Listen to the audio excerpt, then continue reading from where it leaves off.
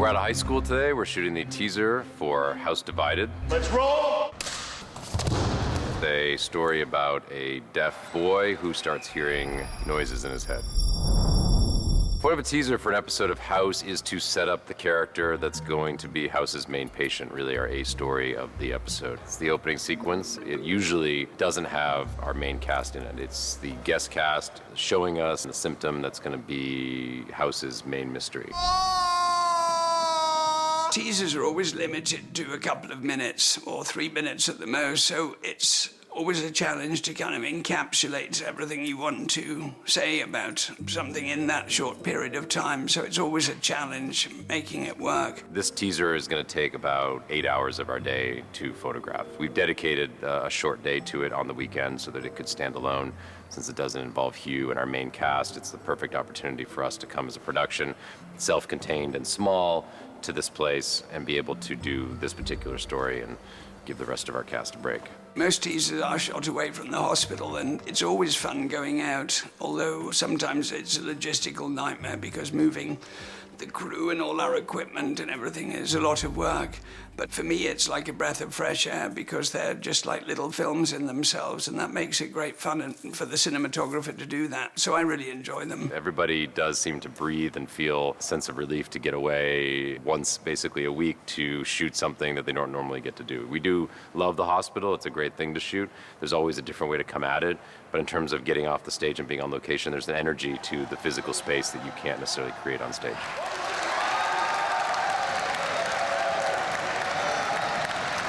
Having directed a lot of these episodes, I always find that the teaser is really my way into the episode, and it's going to set the tone for the entire episode. And so, as a director, my biggest mystery to solve, like, how are we going to get into the show? What about the teaser will set the tone for the whole episode that follows?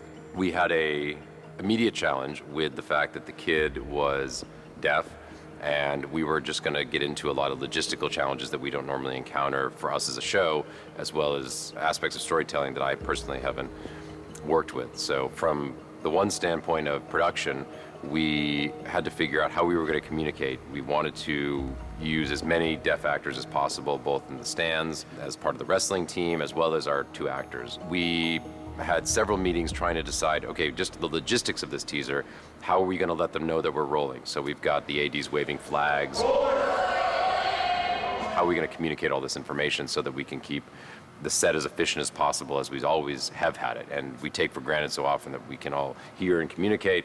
So instantly we as a production were right inside the character's head because we saw the immediate challenges of communication and having to do that. One of the first things we noticed in casting is that there was a real difference between deaf actors who were, in terms of signing, and hearing actors that knew sign. There was, again, a very big distinction in terms of the physicality, in terms of how they use their bodies and their face, and not having that extra sense. There was amazing how much more expressive I found the deaf actors that came into audition, and that was really solidified that we had to find a deaf actor. And we were very fortunate to find Ryan, who plays Seth, because he was a real score for us, and he's a terrific young kid.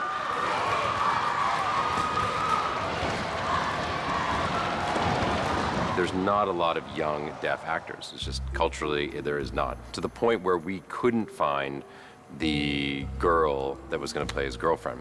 And it was Trishelle that came along out of calls to all the deaf schools in Los Angeles. And we had a great response, and we found this great girl to play Laura. These two kids are great. In the case of Claire, the mom, we wanted to get the best actress for the part, not somebody who could sign and act, because we just found that that would limit the pool, and we figured we could teach somebody that was the right actress to sign. So we had to get a very specific teacher, which turned out to be the same woman that does all the deaf signing on Sesame Street. It was very exciting. Celebrity to me. She was able to teach the actress signing over a couple of sessions for the scenes in the script. And on set, we have a translator who's not a teacher. So those are two very separate jobs. So we learned that, which we didn't know. I'm used to just being able to go up to somebody and speak directly. This is just that added element of interpretation that goes, but it's been incredibly successful. It just, everything has an extra step added to it, but it's a step worth taking. Rob, you can give me a little more feet. More feet. Of him hopping, just the feet. That was kind of cool. but the movements you don't have to sway as much or move as much. For the show, which is mostly contained in a hospital, we have an exceptional amount of background actors today. We've got probably 100 on each side of the stands, as well as probably another 50 between our wrestling team and our referee and everybody else. So everything is at a bigger scale. It's why we're here on a Saturday, especially because it was the only way to get this many kids out of school.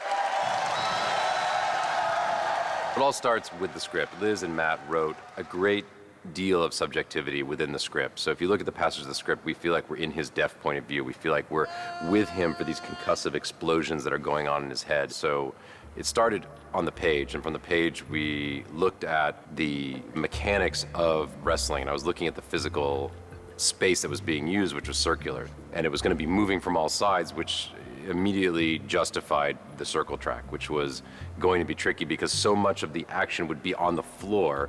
It was important to recess the track down below at a lower level. Now, because this is a real place, we can't dig holes into their floor, so we had to raise the whole set. So even if you see on the mats, the mat is up a few inches so that we could sink the track down. At any angle, if you look, and if you get low enough on the ground, the divots basically disappear, so you're never noticing them. So this allows us to go 360 degrees and not see ourselves and not give away anything, which is why we're all tucked in behind bleachers. I thought it was a wonderful idea, just have this incredible spinning movement around, two men fighting. I mean, because wrestling really is a gladiatorial sport. I mean, it goes back to sort of ancient Greece and all of that, and it really hasn't changed very much apart from the clothes people wear. So it suited that kind of action, and so the circular track worked in a brilliant way. A teaser like this, it's like an action sequence. It might as well be a gunfight or a car chase. There's tons of little pieces. I mean, from the track, we've probably done 75% of our shooting today because it's allowed us to move everywhere, shoot everything, and it's also where his point of view is. So if we turn the camera facing out to the crowd, I mean, that's gonna work for his point of view. And if we're turned in, we're able to close in, and I'm back at the monitor. I had a zoom control where I could zoom the camera remotely so that I could be spinning around and getting close into his head while he started to go through the pain. So hopefully the idea is that as the agony is starting, that the pain and the noise is represented by his reaction, but also the camera is telling a very specific story. 24 frames. Next letter, please. Although it seems like we're just going around in circles, every time we go in a circle, we're doing something different with either the frame rate, meaning we're doing slow-mo, we're doing normal speed, we're doing shutter angles, we're doing something different every single time that we've gone around that circle. And it seems like the same thing's happening all day, but in reality, what's going on with the camera is a whole other kind of chemistry.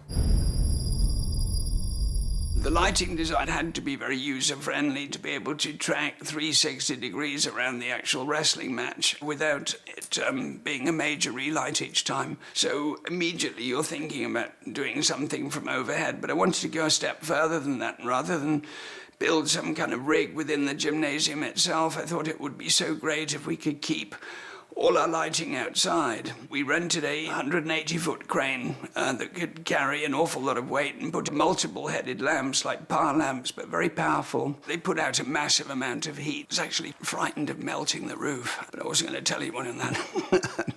And then we could project light straight down through the lucky to be existing glass skylight. What this did was to kind of center the light on the actual ring and allow it to fall off on the audience, and that's kind of the natural way you expect to see any kind of match, all the lights on the performers in the ring, and then it sort of falls off towards the outer edges, so you're very aware of an audience, but they're not so bright. It's been really freeing because we can go anywhere and we're using it as though we're actually working with the sun, which is allowing us to go very quickly and get all these pieces. And also it turned out to be the best possible thing to sort of show muscle and body and human form. It was a really nice way of doing it because when the body moves you see the shadows, and it brought out all the shapes of the biceps and all of that anatomical detail, which was great. We've also added a layer which we haven't quite gotten to yet, the idea that during the concussive blast in the teaser that we're putting the A and B camera next to each other, almost like your eyeballs if you were to close your eyes and blink from one side where the images shift. So we're creating that effect where we have two cameras next to each other that we can cut between. So there's that slightly off feeling during the explosion. We're having that boom every time. So it's where he's hearing that. So we're going to do that on him just to alter that and help create that feeling that he's going through something very traumatic. And then we'll also see his point of view represented that way. We also, in some shots, used a very narrow shutter angle, which gives you a very staccato kind of sharpness to the shots, so that when people move, it's almost like rapid fire flash, in a way, if you think about it in terms of movies. So it worked really, really well. And, that and the combination of high speed to give you a different kind of language to intercut shots that were sort of slow-mo moving, and then shots that were, like that. Gave Greg, I think, some really interesting textures to play with in the edit. Johnson! Miller! To keep everything safe and physical, we have our stunt coordinator who choreographed the wrestling. In terms of story, we worked out, do we want this aggressive? Do we want this to progress? What do we want out of it?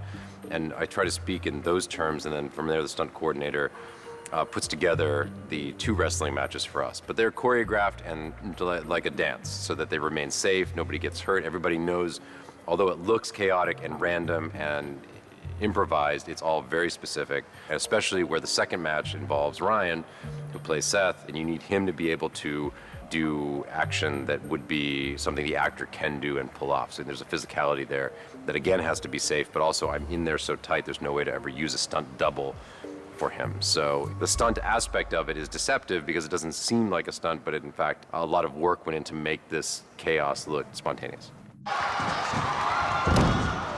I actually felt we did incredibly well. We did more than 50 setups, which is pretty amazing. And I just felt completely elated that we'd actually managed to pull it off, and everything had worked as we hoped, and the roof hadn't melted, and all those sorts of things. And we had great material in the can, so I was very happy.